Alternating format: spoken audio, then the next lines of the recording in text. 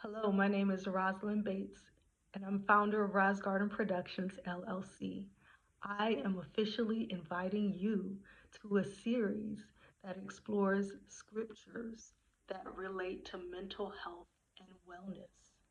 If you are a pastor, elder, maybe a deacon, someone serving your church and providing care to members or in a faith based setting, maybe you are even an educator who is um, walking with Christ and you are mental health minded, this series is especially for you. My goal at Rise Garden Productions LLC is to elevate ministry care by providing clinically informed resources and training to leaders, teams, and educators. So, welcome to the conversation. Just so you know, two important things. Where I'm coming from is the background of clinical and ministerial. I am a licensed clinical professional counselor who has 21 years of experience in the field of mental health. So the observations, the insights, and remarks that you'll be hearing are informed by that 21 years of experience, conversations with patients and family members, many people who have lived in marginalized communities or are impacted by trauma. All of that enters this conversation about the scripture passages. Secondly, um, I am a minister who has 11 years of ministerial pastoral experience. So you'll hear that blend as we walk through the scripture passages. Let me also be clear about this. I am a believer in deliverance ministries. I am simply adding to the conversation uh, that may not be uh, insights that you hear in the preaching moment, in the sermon. So I believe that that aspect is also important. I'm not negating or disagreeing, I am adding to so that we have a broader perspective. We need deliverance ministries. Those should continue to happen. We also need clinical understanding, and that is why I am here. Let's dig into this passage. Luke chapter 9, verses 37 through 43. So I'm not going to read it. You can read it on your own time. I'm here to offer the insights.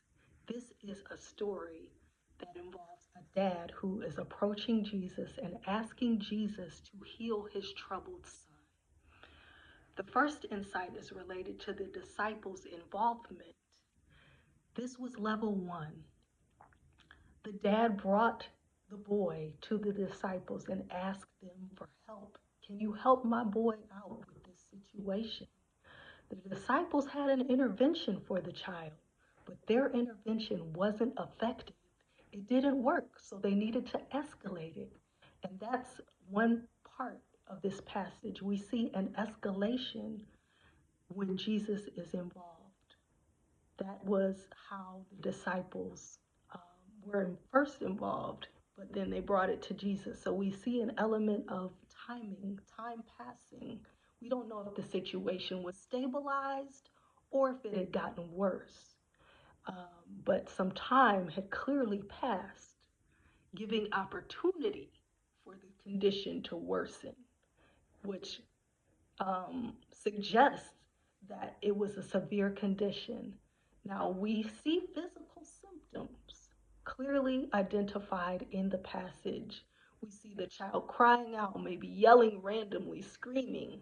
We see that the child was foaming at the mouth and there was some bruising taking place, probably on his skin, maybe cuts or uh, intusions of different types. We don't know all the story, but we know that his physical being was impacted, and probably his cognitive abilities were affected as well.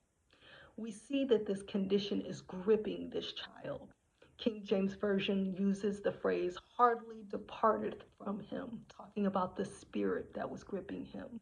So, in mental health terms, this is a condition that this child is facing. Both can be true at the same time, a spirit and a condition. So, let me be clear about that as well. One does not negate the other.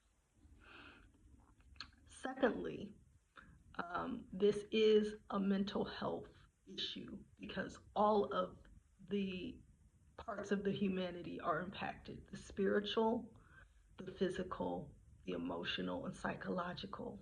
So we see all parts of this in this passage. I want to highlight that because we can easily miss that by only focusing on the spiritual or using spiritual language and not the other types of language that may give us greater insight to the text. Okay, third point that I want to highlight, and this is how the passage ends.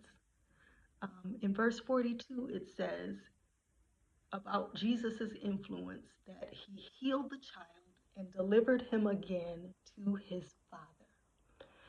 Preachers use this phrase, in my sanctified imagination, and that's when we imagine uh, what may be taking place in the text. So here's my sanctified imagination perspective. The boy that this father once knew before this condition ever came up may have been a child who was energetic, who was talking to his parents, was excited about going to school. But as a result of this condition, maybe that child was withdrawn, staying in his room, a low appetite, not talking to his friends or his parents. Just a drastic change. So we see when Jesus enters and influences this child, that this child's real identity is being restored.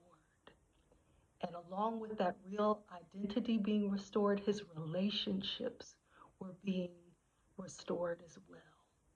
So that's what we see, this beautiful portrait of this child being returned, the real son returned to his father and his family and his community. That is a beautiful part of this passage and a beautiful outcome that we can experience in our journey of mental health. So, if you are a person who is on a mental health journey, you may be experiencing that or anticipating that kind of restoration. I encourage you to stay with it. And also, if you know someone who is on a mental health journey, encourage them to continue their progress. So I hope this has been helpful to you. It's my prayer that these kinds of truths will prevail as we go through these passages that relate to mental health, that you have more tools, that you have more understanding about God's care for our well being and our minds. God bless you. And if you would like more information, feel free to visit my website at www.rosgardenproductions.com. See you next time. God bless. Keep flourishing.